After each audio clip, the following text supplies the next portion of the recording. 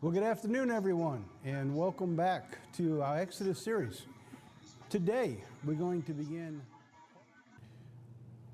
Good afternoon again to everyone, and welcome back to our Exodus series, the plan of God. We're talking about the revelation of God's plan for mankind. And today we're going to begin putting all the pieces together. And I want to tell you that this particular one is probably the one that's dearest to my heart, because this was the beginning of my research back in the late 1970s and early 1980s of putting all together the story of the Exodus and the duality. And through the years, we just keep adding pieces to there's like this missing pieces of puzzles that you just keep adding them together. So all of the past chapters we've been working on, we've actually been building segments of information that needs to be understood to be able to put the plan of God together in the reestablishment of time.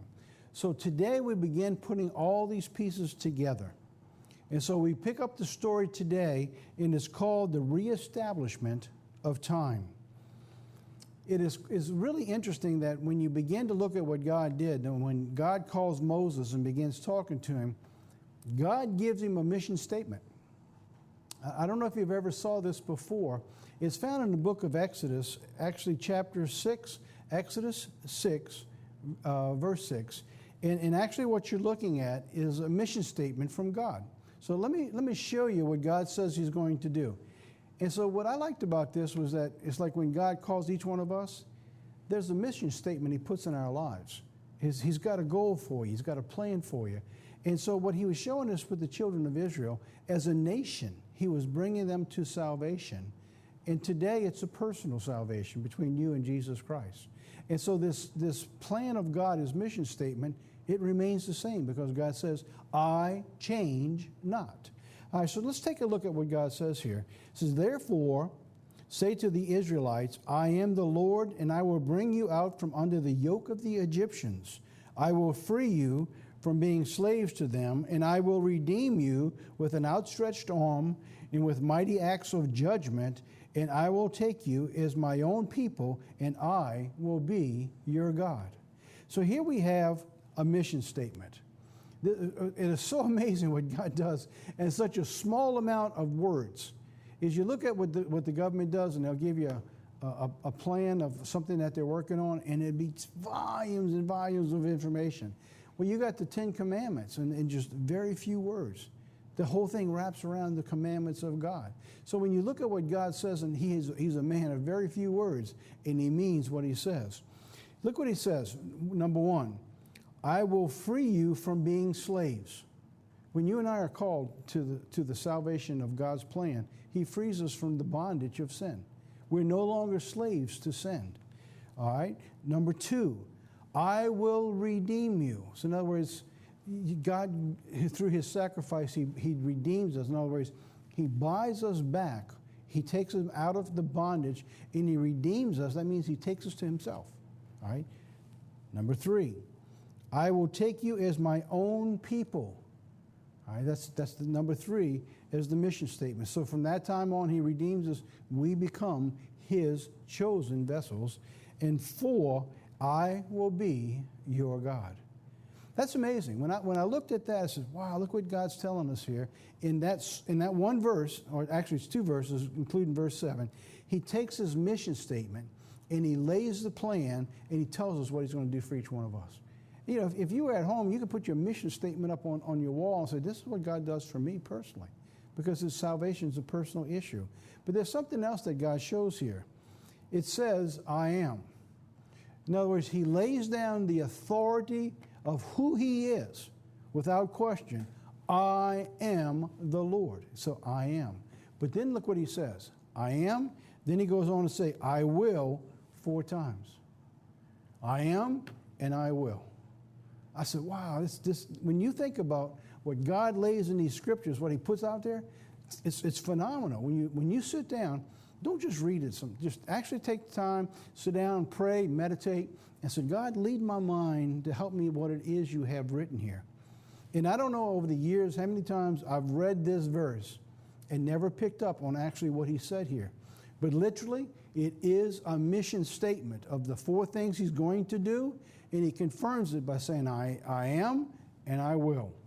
Wow, so wow, that's incredible. So I wanted to point that out because that's what the children of Israel were going through. This is what he told them before he took them out of bondage. When God said this, the Israelites had been in Egypt for over 400 years. They had lost all track of time as they knew it. They were living as Egyptian slaves under the Egyptian calendar, the Egyptian time, the Egyptian laws. They had lost all track of time in God's plan and his laws. As God began to remove them, he began step by step to reintroduce them to his ways, his laws, and his time. In other words, the calendar of time for what God had chosen to do things. Because see, God does it on his time and in his way. Our story begins now in Exodus chapter 12 in verse 1. The Lord spoke to Moses and to Aaron in the land of Egypt, saying, This month shall be unto you the beginning of months. It shall be the first month of the year to you. Now, we've covered this in the past, so now what we're going to do now is we want to begin to build the calendar. We'll add to what we had before, the beginning of months, so we know it's the first month of the year to us. So we're going to know that. We're going to actually go over to another board in just a minute, and we're going to begin to write this up. Now, the assumption, right, we covered this from the very beginning. The assumption was that this must also be the first day of the week. First month of the year must be the first day of the first month. And so the first day of the week was a Sunday. All right, it began in the month of Nisan, and some people would have Abib, and it really depends on the translation, whether it's Hebrew, Chaldean, but it's actually the first month of the month of Nisan in God's calendar. All right, so here we have, I put up a calendar. It says, This month shall be unto you the beginning of months. It shall be the first month of the year to you. All right, so we have here Exodus 12, 1, verse 1 and 2. And the assumption is it's the first day of the week. All right, so that's the assumption in the beginning of time. So if we were beginning to build the calendar now, and we went through and we began reading in Exodus, and it says on the 10th day of the month you put the lamb aside. On the 14th you kill the lamb. The 15th they came out. You would be using, if we went through, and that's what we did last time, showing you Bollinger and going through all those, we would be using those calendar dates. But now let's look at some specifics. Things that we do know, that Jesus was the Passover lamb. The lamb was set aside on the 10th day of the month, and he was killed on the 14th day of the first month. Exodus 12, verse 3. Speaking to the congregations of Israel, saying that in the 10th day of this month they shall take to them every man a lamb according to the house of their fathers, a lamb for a house. And you shall keep it until the 14th day of the same month, and the whole assembly of the congregation shall kill it in the evening. Now, there's lots of controversy about when the evening is, and some people are saying it's at the twilight, it's at right before sunset. Some people are saying it's right after sunset.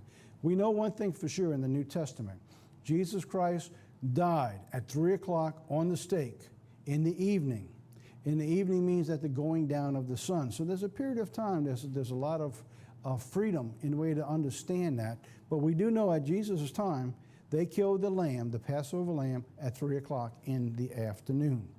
And we know that Jesus was in the tomb for 3 days and 3 nights. We went through that in the last session. So now you're going to see why all these pieces of the puzzle are really important and why we spent so much time building to this segment today. In the duality, in the reestablishment of time, for the duality to be correct, when we establish the time on the calendar in the Old Testament, the times must line up exactly to that of the New Testament. You can't force any of this. You have to let the Bible tell its own story. Right? And that's where the mysteries now have been hidden for so long, because mankind tried to apply things that didn't fit according to Scripture. All right, so now there's the calendar. It says the 12th day, this month shall be unto you, on the beginning of months, it shall be unto you the first month of the year to you. So now they built the calendar. I'm building the calendar. As you can see, it's being built automatically in it. And I just ran it up to 22 and I'm stopped. So now take a walk. Let's go begin working on our calendar here. Now, if you don't have this calendars at home, you can make your own, right? Or go to a website and you can download a chart that looks just like this. It's a blank calendar. What's very interesting is that's the calendar we work at from the Old Testament. We don't know where it's set up. So it's a blank calendar, and God begins painting the story. So let's do this the way they did. I'm going to put this over in a corner. Okay, 1, 2, 3, 4, 5, 6, 7, 8, 9, 10, the 11th, 7, 12, 13, 14, 15, 16, 17, 18, 19, 20, 21, and 22. Now, I stopped at 22 for a couple of reasons. 22, when we went through the Bollinger Companion Bible chart, and it was showing the crossing of the sea on the 22nd day, which they show them on the Sunday. All right, so according to Bollinger, to be in the first day of the week, this made sense. The crossing of the sea, the resurrection, all of that. So put it all together. Now let's go back over here. The problem is it shows us is a 14th is not in the middle of the week or the midst of the week. It also shows us that the timing of the choosing of the lamb, which was the 10th,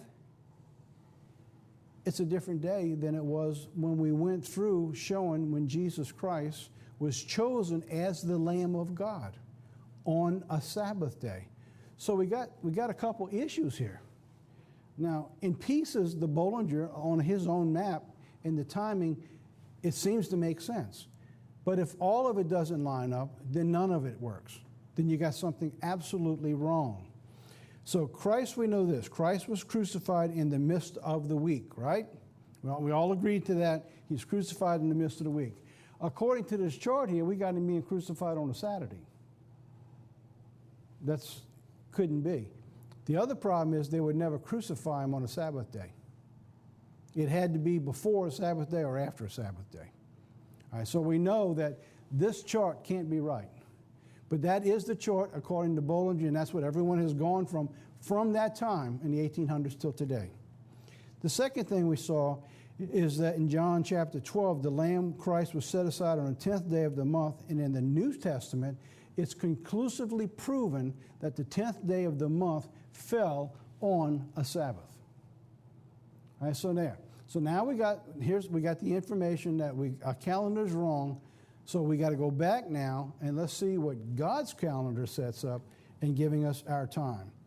The exciting thing about this is that the plan of God and the reestablishment of time, believe it or not, centers around two things: grumbling Israelites and the establishment or the reestablishment of God's Sabbath day. So now, this is going to be absolutely phenomenal when you see what God has here. Exodus chapter 16. So we pick up our story now with the reestablishment of time, knowing all the facts that were given, the past information, how the calendar was built, that it's got problems. So now God's going to give us the information we need to know to build the calendar exactly as he planned it from the beginning. Exodus 16 and verse 1. So they took the journey from Elim and all the congregation of the children of Israel, and they came to the wilderness of Sin, which is between Elim and Sinai, on the 15th day of the second month. Now, I got that highlighted. So I highlighted that in the yellow because that gives us a point.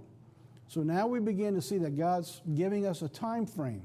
You know, when you go through the Bible and God gives us all those specific dates and information, and the king came in on the second year of this king, and you get all these pieces of information, quite often we don't know what it's all about. But God does a number of things with that. He gives us historical referencing points, and there's also information that at some point when he reveals something, it confirms what he's about to reveal to you.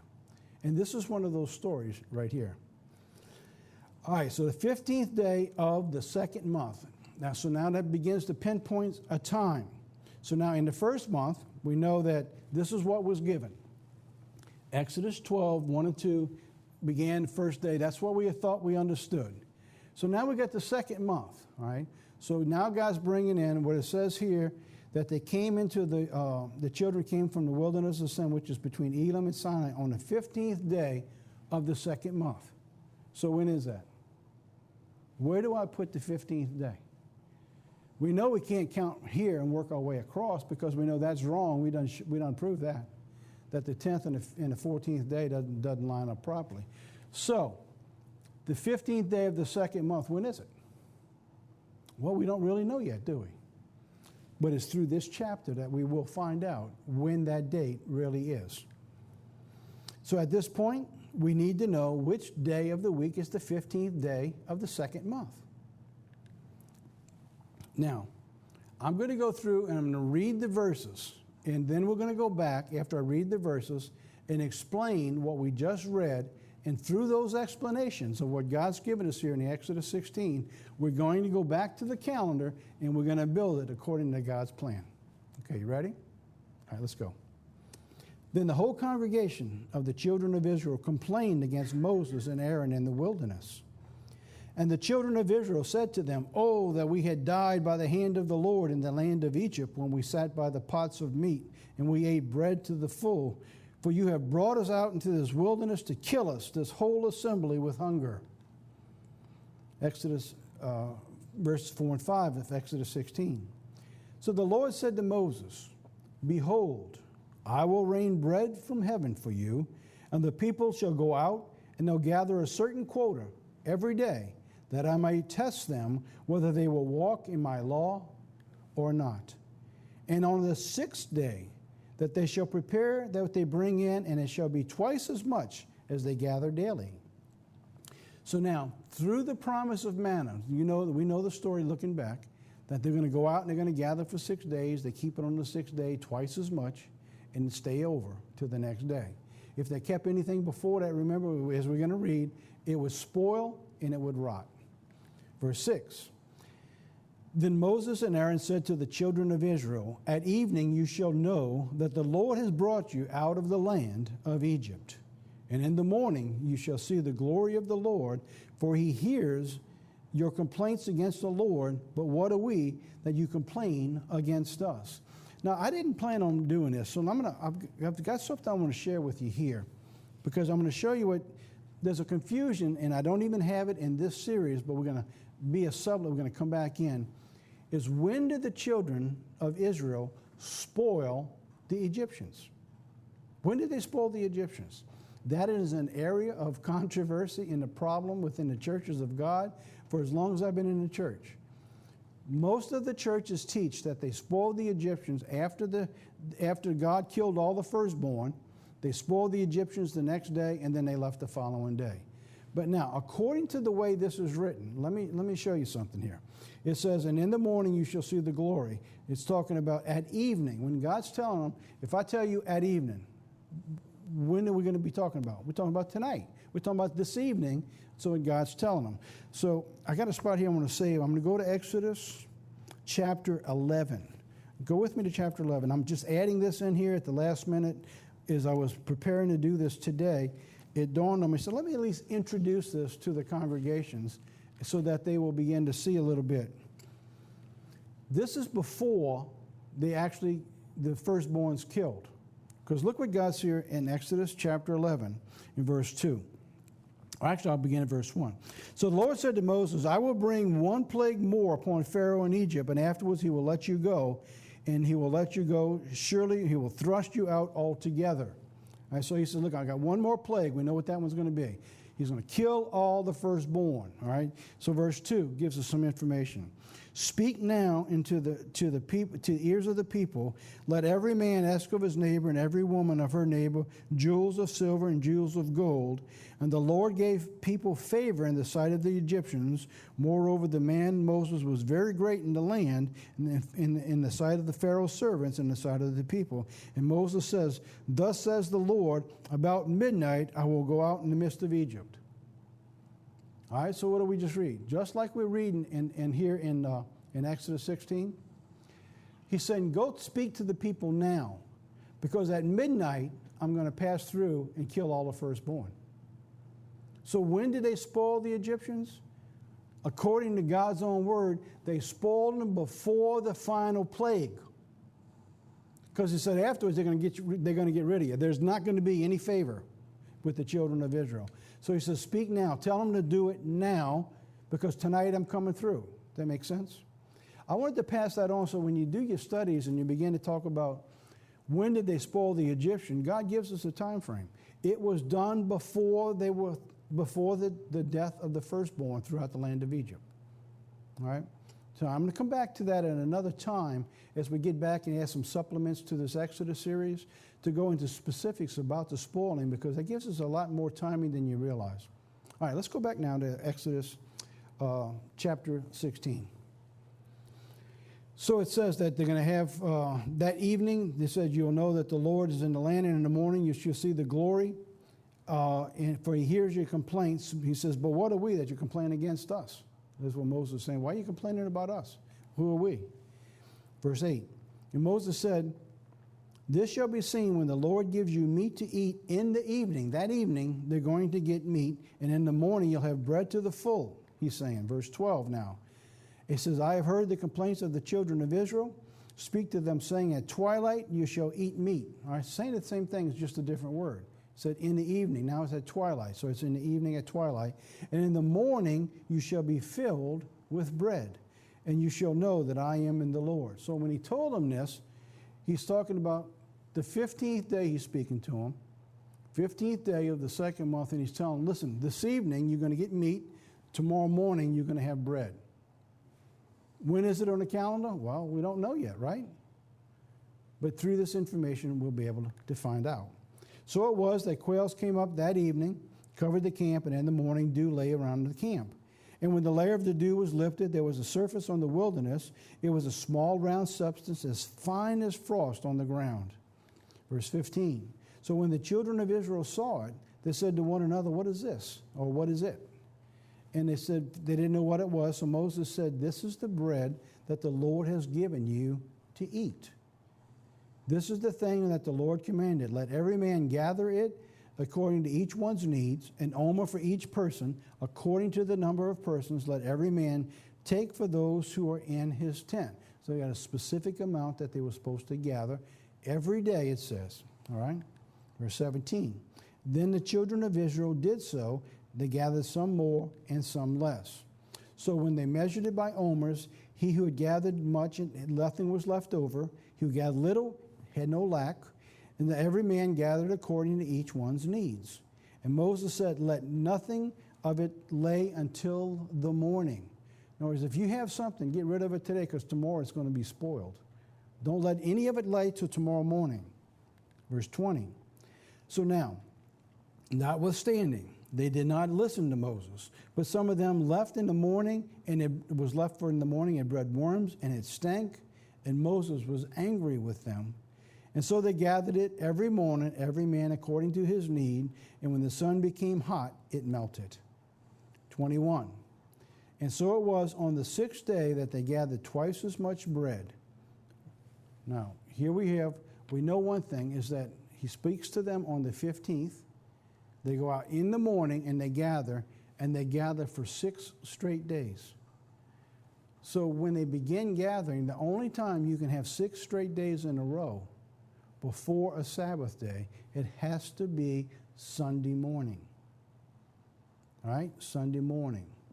So when they gather in the morning, they gathered 6 days, and on the 6th day they gathered twice as much. Then he said to them, this is what the Lord has said. Tomorrow is a Sabbath's rest, the holy Sabbath to the Lord. Bake what you will today, and boil what you will boil, and lay it up for yourselves, and all that remains to be kept until morning. Well, that's a miracle every Sabbath, 52 times a year, plus the holy days, for 40 years that this happened. So they laid it up in the morning as Moses commanded, and it did not stink, and there were not any worms in it. So every day it would be spoiled except for the Sabbath day. God would have it to last for 2 days. Verse 25. So Moses said, eat today, for today is the Sabbath of the Lord. And so now we have it according to the instructions of God, all the way through to verse 25, is the reintroduction of his Sabbath day for mankind, which is amazing. It actually begins. Now, they had been gone from Egypt for over a month, but God hadn't brought the institution yet of the Sabbath day to them until he brought them to a point that he begins them to instruct them on how to keep the Sabbath day. Within these verses, God reveals his reestablishment of time. Did you get it? It's right there. The establishment of God's calendar was just given to us. Isn't that amazing? God takes these things when he gives them to us, and it's almost like he hides them and he buries them, and you got to go find it. Let me read you a scripture. It's found in Proverbs. In Proverbs chapter 25 and verse 2, it says this: "It is the glory of God to conceal a thing, but the honor of kings is to search out a matter." It's like God plays hide and seek. So for the rest of the world, for all this time, way back in Bullinger, they've got the wrong information. And the right information is built right here in Exodus 16 and has been overlooked for thousands of years. For thousands of years. So let's use the information of what we just read, and let's take our calendar. We're going to build it here, and then I'm going to go over there and I'm going to put it on our board. And if you've got your calendars at home, when you get this DVD, pause it and go back and start working it. You're going to be absolutely excited when you see how this stuff puts together. So what did we just read? The 15th day of the second month, right? Verse 6, "At evening you shall know that the Lord will bring the quails," remember the meat, on the 15th day. Verse 7, "In the morning you shall see the glory of the Lord." Verse 21, "So they gathered it every morning. On the 6th day they gathered twice as much." And God says in verse 23, "Tomorrow is the Sabbath day." All right, and then verse 25, Moses says, "Eat today, eat what you will today, for today is the Sabbath of the Lord." So now, those are the specific scriptures of everything we need to know to begin building our calendar. All right, so I'll move this out the way just now. You can just say we moved the 15th day, we moved it over. So what do we know? The 15th day of the second month. When is it? Well, we don't know yet. But one thing we do know, the 15th day is going to be in the middle somewhere. We know it has to be a Saturday because that night it says they had meat. Tomorrow morning they began gathering, and they began to gather for 6 straight days. So no matter when we had the 15th on the calendar, we now know that it has to be a Sabbath day. What's really interesting is this. God speaking to them on the 15th day of the second month is a Sabbath day, but he doesn't tell them. He didn't introduce that was a Sabbath day yet. So now he says, tomorrow morning you begin preparing for the Sabbath day.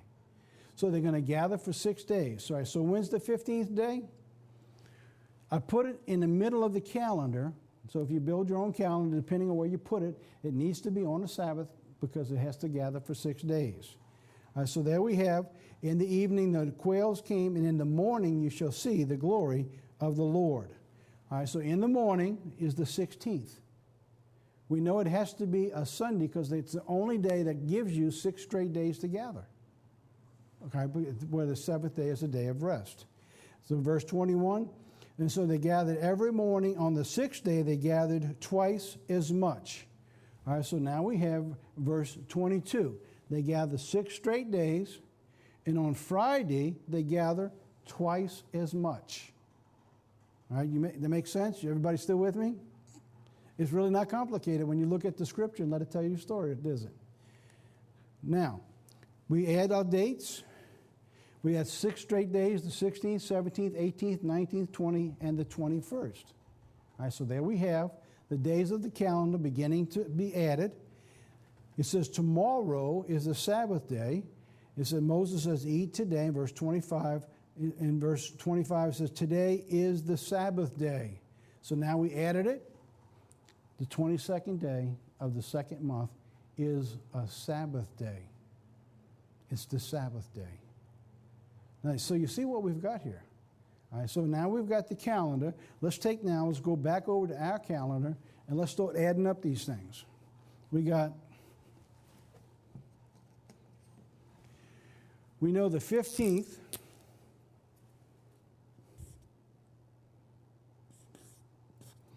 All right, then we got the 16th, the 17th, 18th, the 19th, the 20th, 21st, and the 22nd.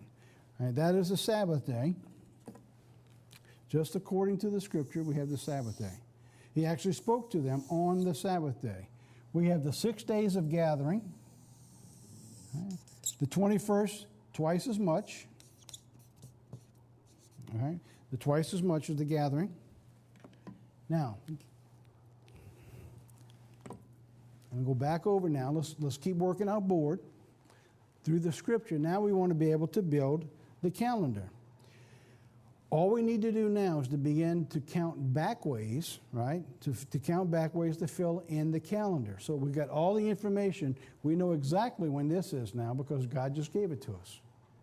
Once you've got a starting point, you can work in both directions. All right? So now, if we go back ways, you see I just started counting back ways. Now I put 14. I'll put it on autopilot, and you see going back is building the calendar all the way back. 4, 3, 2, and the first month. So now, the first of that month was a Saturday. So when we go back to the first month, we have to be picking it up on a Friday. See, there's a Friday. God's calendar in the Hebrew has 30 days. So now we continue to move it on. It goes counting back ways. If you can pick it up, 23, 22, 21, all the way back. The 17th, 14th. All right, you see where I stopped? See when the 14th actually fell? Remember the chapter 6, in the midst of the week? See where it's at? It's on a Wednesday. It's in the midst of the week. It's exactly in the plan where God said it should be. But we let the Bible direct us on where we needed to go. Now, let's look at this. It says the first Passover for the Israelites fell on a Wednesday at the exact time it was during the time of Christ's crucifixion. So the duality of the plan of God is actually set in place. Now, I want you to think about something. God planned this from the beginning and before the foundation of the earth, before the recreation. God has set his moon and his planets and everything in its orbits. NASA now has defined the movements of all these celestial bodies. And they know exactly where they were thousands of years ago. It's an exact science that God hung everything in the heavens, and they know exactly where they'll be thousands of years from now, unless God changes something, and be able to define that. And when God spoke to Abraham, and he says, you're going to go into captive, I'm going to bring you out in the fourth generation, 430 years to the day, God says, that all this was planned according to the moons, the timing of the month and God's plan. It all lines up perfectly. You know, that's no accident that all these things begin to take place. And so here we have the Wednesday is the crucifixion in the midst of the week. With this understanding now, we can show that the events of the Old Testament parallel the events of the New Testament at the time of Christ. So now I'm putting the calendar going all the way back to the first. The first day of that month fell on a Thursday. And I'm going to go back now. Let's go ahead and build it. All right, so we have the 14th, and if you got your calendars at home, you can be doing this. 13, 12, 11, 10, 9, 8, 7, 6, 5, 4, 3, 2, 1. All right.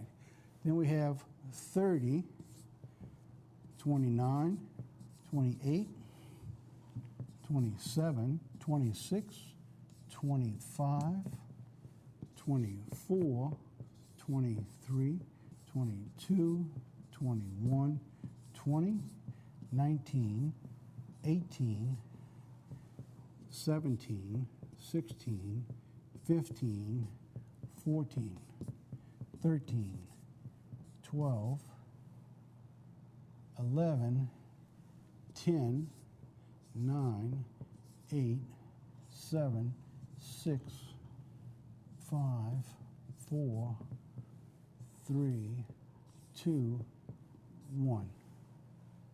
Now, if you've got your calendar and you've wrote both of those dates down, you can begin to see how off mankind's calculations were according to God's. Those calculations being off has hidden the mystery that you're learning through this series.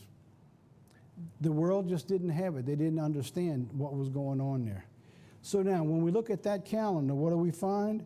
The first of the months. If we took Exodus 12:1, we would move that date, 12:1, right there. The first day of the month. Why did it start here? It's because the plan of God has existed in the timing that He gave us from Adam. That never changed. And so when God gave them the reestablishment of time, it wasn't according to the Egyptian calendar. It was according to His time and His calendar. And so when we looked at it from a Roman calendar versus God's calendar. So now you begin to put these things together, you realize everything that's going on. One more thing. If you just notice, the 10th of the Old Testament also fell on the Sabbath day. Everything in the Old Testament lined up to the New Testament, just as God said that all things must happen to fulfill the Scriptures. Now, let's go on. This chart we used before, this was the original chart that the Worldwide had used for the crossing of the sea and when all the timing was. And you'll see that they actually had the timing of the crossing wrong, and so they missed what was going on. The original teaching of the church was that the 7,000 years for mankind pictured the 7 days of unleavened bread that were coming out of sin, which is correct, by the way. That is correct. They're talking about the time of coming out of bondage. But the church originally believed that the Israelites crossed on the seventh day, 7 full days to escape Israel. The concept is right, but the crossing of their sea was wrong.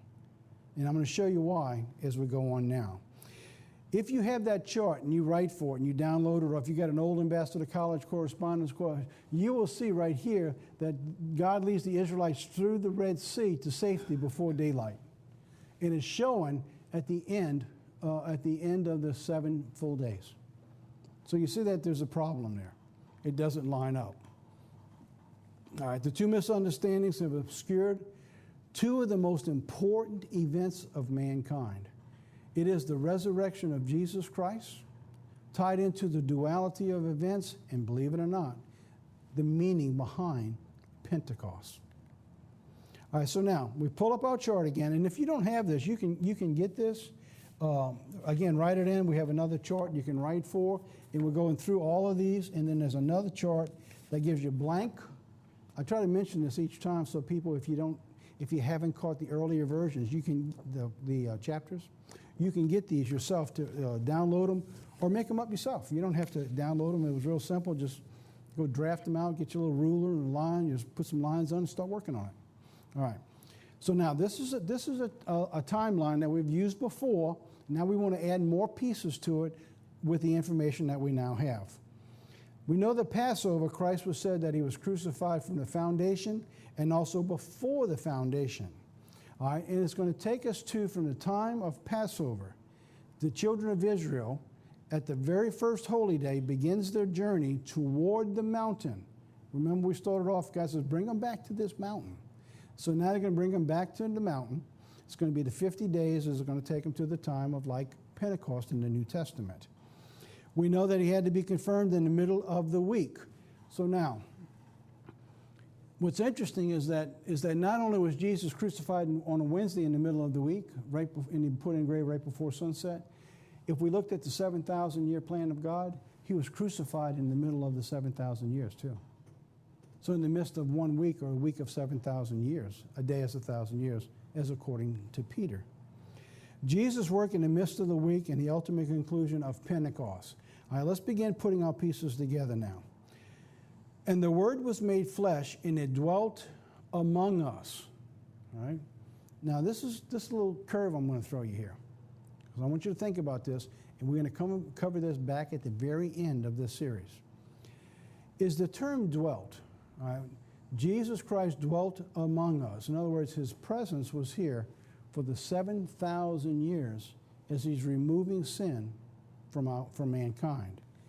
The word dwelt means, in the Greek it means, dwelt means to encamp, to tent, or to tabernacle. It's a temporary dwelling. In other words, Jesus says he made his abode with man. Jesus Christ dwelt with man. And so for the 7,000 years, the Bible says, all things were made by Jesus Christ, and there's nothing made that wasn't made by him.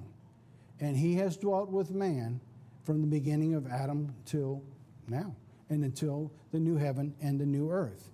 All right, so now, on the same timeline, let's look at one more perspective. I want you to think about this when we close this out before the next couple of chapters. I want to introduce you to another question. All right, so now let's use that same timeline. Let's look at something here. In Leviticus 23, God says that you have 7 days of unleavened bread. In the Feast of Tabernacles, you have the 7 days of the Feast of Tabernacles. All right, the two seem to parallel or overlap one another, looking at an early harvest and a fall harvest, but they both tied into 7 days. In the days of unleavened bread, it says, the first day and the seventh day were to be holy days. All right, they're to be holy days on the first day and the seventh day. But what's interesting is the Feast of Tabernacles only has the first day being a holy day. Why not the seventh day? That's an interesting question. And I tell you, for years, I could never get a decent answer that satisfied me according to Scripture. So I want to introduce to you a reason why, in the next couple of series in these chapters, why the Sabbath day on the seventh day isn't a Sabbath day, isn't a holy day. However, it says, but the Scriptures go on to say that on the eighth day, it would be a holy day, outside of the seven. All right, so now, that brings in a whole new aspect we'll cover a little bit later. So now, let's pick up the Israelites' journeys now, talking about the journeys, the 3 days, the crossing of the sea, and let's begin putting more of the pieces of our puzzle together. Now we have our timeline back again. Understanding on the third day. Now we've covered this in detail about Christ being in the midst of the week in 3 days and 3 nights in the last sermon. So let's bring this up real quick. Let's do a quick review. Christ was put in the tomb on Wednesday just before sunset. The world taught that they had a Sunday morning resurrection. As we went through last time, Wednesday he was put in the sunset, so Wednesday, Thursday, Friday, and then Saturday. The only sign Jesus Christ gave that he was the Messiah was what? Jonah. As Jonah was in the fish for 3 days and 3 nights, so shall the Son of Man be 3 days and 3 nights in the heart of the earth, right? All right, so we have day 1, Wednesday to Thursday. Day 2, Thursday sunset to Friday sunset. And day 3, Friday to Saturday sunset, which brings us to, remember, this resurrection was on Saturday evening. Now, what else took place with this event on the Old Testament is I'm going to show you now this event, the Saturday sunset, brings the children of Israel to the edge of the Red Sea and the opening of that sea. And what you're going to see as we go through this, the opening of that sea corresponds to the timing of the New Testament of the resurrection of Jesus Christ. What else did we find? That the Pharisees went to the Romans and said, go put guards so he can't make his escape. In the Old Testament, as we're going to see, Pharaoh is chasing the children of Israel so they can't escape. So we have the 14th, the 15th, the 16th, the 17th, and here we have at the end of the third day brings us to the sunset. So now we got all our pieces together. We know the timing, the week, the travels, and so now we want to put in the actual journeys. All right? So there are many more examples on the importance pointing to that day, which I'm going to cover a little bit here and more next time. All right, so I'm going to cover in Passover to Pentecost, which is going to take 2 or 3, we're in 7 now. It's going to take the next 2, 8 and 9, to cover the Passover to Pentecost, which we'll go into detail. So now let's look at this. I've got a little chart over here, and actually I got one more chart you can write for. You can put in your journeys on the chart, or you can make your own. You can go to the website.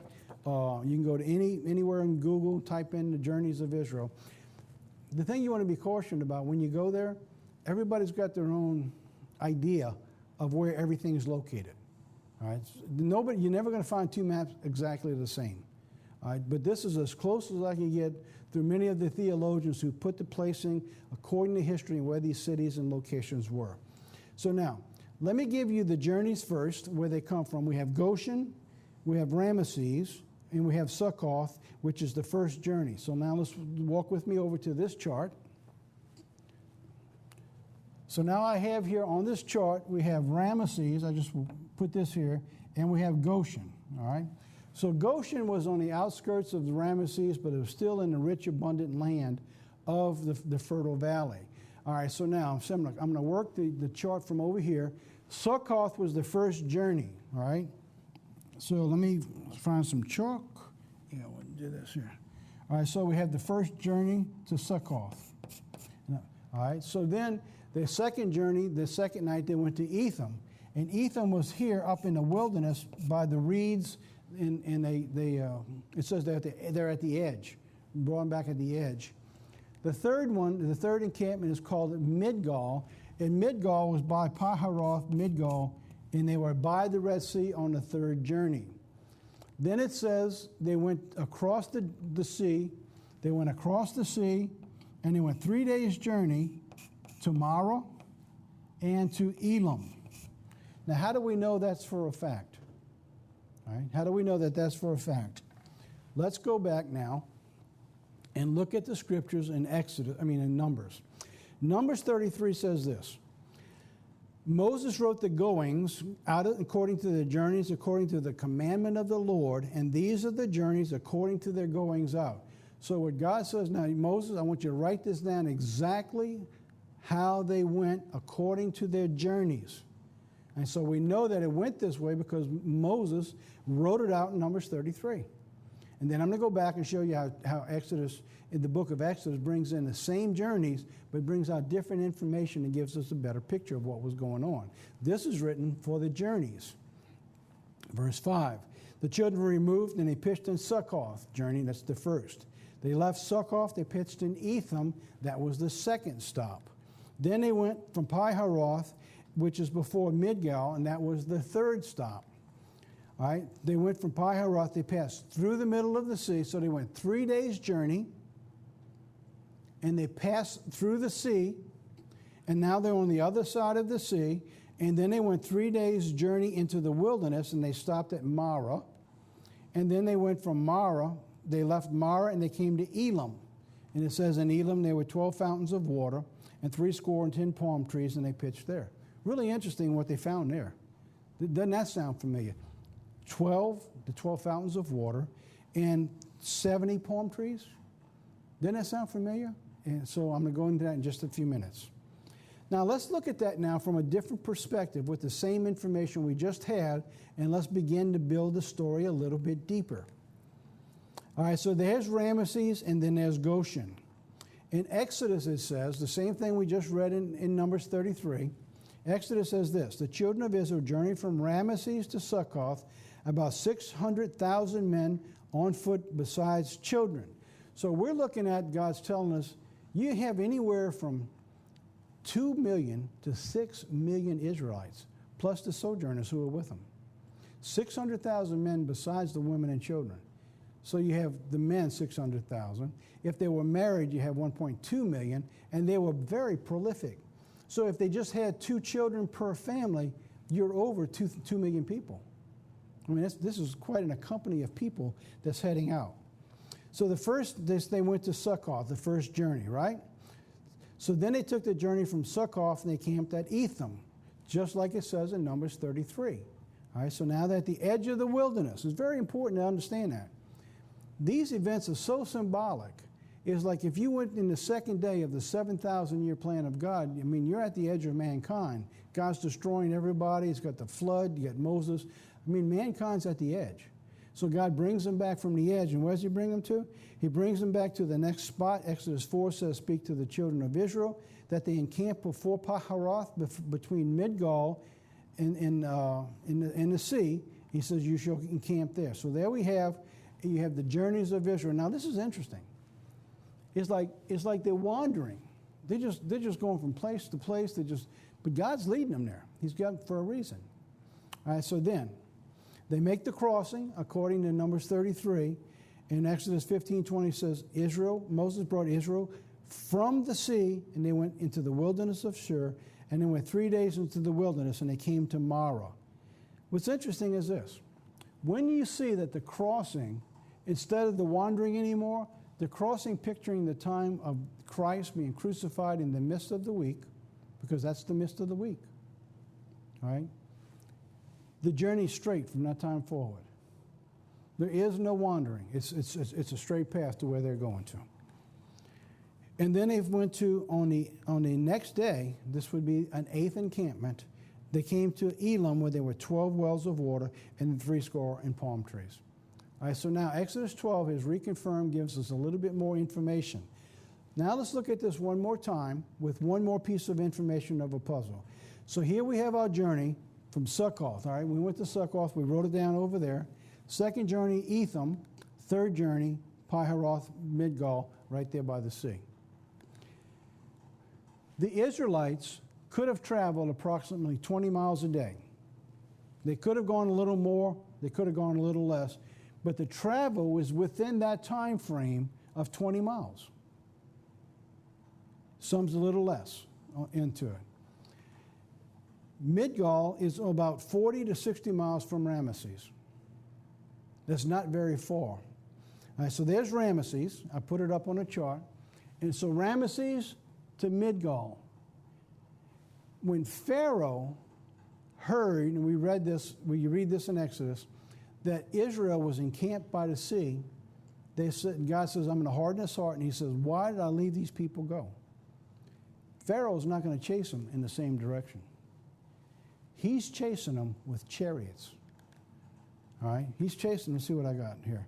Pharaoh could overtake the Israelites. So I got it written right here. Pharaoh could overtake the Israelites charging in chariots in about a half a day. He could travel 50 to 70 miles. And he says he took 600 of his chosen chariots and captains and all the chariots. So they could capture Israel by the sea in less than a half a day. And so there they are at the end of the third day. Pharaoh's approaching Israel, camped by the sea, and nowhere to go. In the New Testament, you see Christ being resurrected about that time. In the Old Testament, it talks about the cloud that followed them. When the people saw Pharaoh coming, the cloud moved from before them and went behind them. And it says it stayed between the children of Israel all night. And during that night, the wind blew and it opened up the sea. That's why it's important to understand that this crossing took place on the third day, not the seventh, because it was picturing an event that was taking place. Let me bring you two little side pieces of information that I think are very important in this plan that we're talking about here. They encamped at Marah on the seventh day of the seventh journey. Marah, in Numbers 38, it says that they departed from Piharoth, they passed through the sea into the wilderness and went 3 days' journey in the wilderness of Etham, and they pitched in Marah. All right, so now we have Marah right here.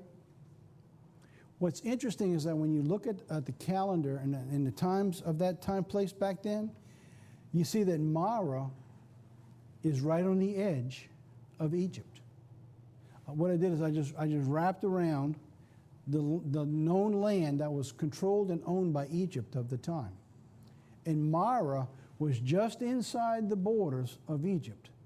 So they literally did camp at the borders of Egypt on the seventh day, and they came out of Egypt when they went to Elam the next day. So the theory that the church had taught that it took 7 full days to come out of Egypt is absolutely correct, except they had the crossing on the 7th day, not the time that they were leaving, not the time they actually left Egypt. What does it say about Marah? Look at Exodus 15, verse 23. So when they came to Marah, they could not drink the waters of Marah, for they were bitter, and therefore the name of it was called Marah. And when the people murmured against Moses, saying, "What shall we drink?" And they cried to the Lord, and the Lord showed him a tree. And when he had cast the tree into the waters were made sweet.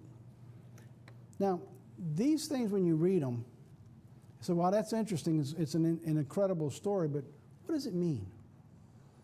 When we began to look at the journey for mankind, and you have the 7,000 years, the 7,000th year is a millennial reign with Jesus Christ. So you would think, why would that going into the millennium reign, the 7th day of the journey, why would that be bitter? But when you look at Revelation, you look at the prophecies in the Old Testament, you see that at that time, there's these incredible wars going on, the incredible loss of life, the volcanoes, you name it that's going on. It says a tithe of mankind is left, wars all over, blood so high as up to horses' bridles, it says. And Christ comes back, and he is the tree of life. And so then mankind takes of the tree of life. Look what it says in Genesis 3. And the Lord said to God, "Behold, that man is become as one of us, to know good and evil. And now, lest he put his hand and take also of the tree of life and eat and live forever. Therefore the Lord put him from the Garden of Eden." In other words, the tree of life. That tree, that sweet tree that says there's a tree, go put it in the water. That became sweet. Mankind, it wasn't available to him at that time. What God's saying, he's going to introduce a way back to life for mankind when Jesus Christ comes back. Revelation 21, verse 1 says this. So he showed me a pure river, the water of life, clear as crystal, proceeding out of the throne of God, of the Lamb. And in the midst of it, the street, and on either side of the river, there was a tree of life. So this tree, like it overflowed both sides of the banks of the water that flowed out. Very significant is to the symbolism that you're reading about the bitter waters and how the tree was put into it. It says, which was the tree of life, which bare the 12 manners of fruits, and yielded the fruit for every month, and the leaves of the tree were for the healing of the nations. So when God gives us these names and information of accounts, they're for reasons. He wants us to understand that when he builds this, there's a story behind what's going on. And he wants us to get closer to him by researching. And like we read here in Proverbs, he says, it's his glory to conceal it, but it's our honor to go find out that information. And we read these things. We don't always know why, but eventually God shows us if we take enough time to seek his will in our lives. One more, Elam, the last stop in Elam. All right, so now we got our chart back up again, and look what it says in Numbers 33, verse 9. And there they removed from Marah, and they came to Elam, and Elam there were 12 fountains of water, and there were 70 palm trees. And of course, you have 70 palm trees, and you have 12 fountains of water. And you know that the elders, the 12 tribes, you have the 12 apostles, you see the 70 elders, you see all these things that are symbolic. And so it's on the outside of the seventh day, the next day. Remember the feast? I asked the question, why is the feast not holy on the seventh day? Well, I'm still not going to tell you yet, but I'm going to tell you next time. Notice that when they leave at the end of the seventh day, they go to Elam. And now they reach something very different. They're talking about something that almost sounds sacred, the 12 fountains of water and the elders. Look what John 7 says. And on the last day, in the greatest day of the festival, Jesus stood up in a loud voice and said, "Let anyone who is thirsty come to me and drink." And he said in Revelation 20, verse 6, he says, "It is done. I am the Alpha and the Omega, the beginning and the end. And to the thirsty I will give water without cost from the spring of the water of life. And so we have the 12 fountains, which is very reminiscent of the 12 tribes of Israel and the 70 elders. You have the 70 palm trees, and throughout the Bible there's information that's related. It says in Exodus 24, it talked about the 70 elders of Israel to see God on the road of a sapphire stone. Leviticus 11, God takes the same spirit on Moses and he puts it on the 70 elders. And so we see here is what God's taking his power, his spirit, and this incredible blessings, and it takes it from Jesus Christ and everybody who drinks of that water and comes to that tree of life. And he takes that spirit and he gives it to the leadership at that time of the 70 elders and begins to bring it to the rest of the children of Israel. It's an incredible story. It's so symbolic of what God's showing us there. In Luke 10, you see that Jesus appoints the 70s. Remember, we know about the 12, but remember, he sent out the 70, 2 by 2, to proclaim his word. So now, let's do a quick review and bring this to a close. The crossing of the sea and the Passover to Pentecost we'll cover next time. So here we have the chart, the 14th, 15th, all the way through to the 21st, which is talking about the 7 days of unleavened bread. They left on the 15th day of Succoth for their first encampment. There's the 15th day. Etham was their second encampment. All right. Then you had the third encampment, Pi-Haroth in Midgal. There's the third encampment. Then the third encampment brings the Israelites to the edge of the sea just before sunset on Saturday evening, at the same time in the New Testament that Jesus Christ is being resurrected after 3 days and 3 nights. All right, so they depart from Pi-Haroth, they passed through the sea, they went 3 days' journey, they came to Etham and Mar. Okay, we covered that. So now, what else are we going to be looking at here? All right, so now we have our map. Let's look at one more piece of the puzzle with new information that we're going to cover next time and give you something to think about. In the Old Testament and in the New Testament. All right, so here we have the Sabbath, Saturday evening resurrection, and sometime in the Sunday morning, there's going to be an ascension of Jesus Christ, which is going to be called the wave sheath, which we'll cover next time. And by the way, the wave sheath is what's being obscured by a Sunday morning resurrection. All right. Whereas the resurrection is focusing away from what God said instead of to what God said to watch for. What do we have? Pharaoh approaching the Israelites on Saturday just before sunset in the Old Testament. In the New Testament, Jesus is resurrected just before sunset. See how these two parallel. In the morning watch, it says the Pharaoh's army bogs down. The morning watch is still dark, somewhere between 3 and 6 in the morning. In the New Testament, it says Mary was approaching Jesus while it was still dark. It says, touch me not, for I have not yet ascended. All right, so we know that Christ hadn't ascended yet when he finally went back.